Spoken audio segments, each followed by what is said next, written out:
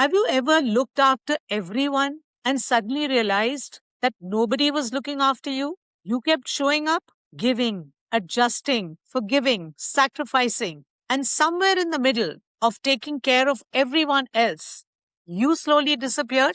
The painful part is most women don't even notice that this is happening.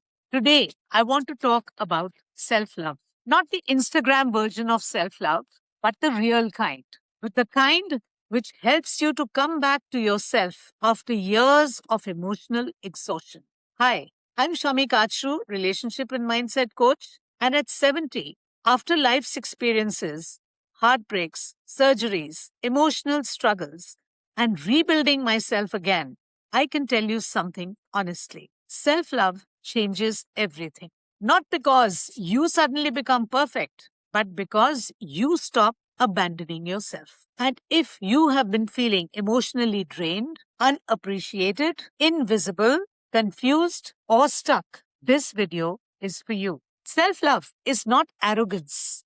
It is not selfishness. And it is definitely not just spa days and affirmations. Self love is anything where you are not suffering from any guilt, resting without feeling lazy, choosing peace over drama, not begging for love, not shrinking yourself to make others comfortable, and not tolerating disrespect just because you fear loneliness. Most people think self love means being confident and feeling confident all the time. No, real self love is choosing yourself even on the days you feel broken. Many women were taught to be good girls, adjust, compromise, keep everyone happy, don't speak too much, don't upset people. So we became experts in understanding everyone else's emotions but strangers to our own needs. And after years of this, something dangerous happens. You begin to believe my needs don't matter. This is where self neglect begins.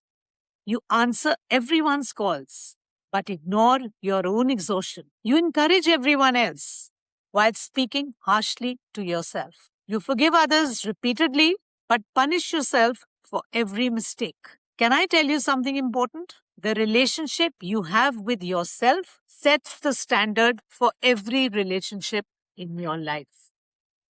One day, you wake up emotionally tired, not because life was difficult, but because you spent years carrying people, emotions, expectations, disappointments, and silent pain. And somewhere deep inside, a voice whispers, what about me? That question changes everything because healing begins the moment you stop abandoning yourself.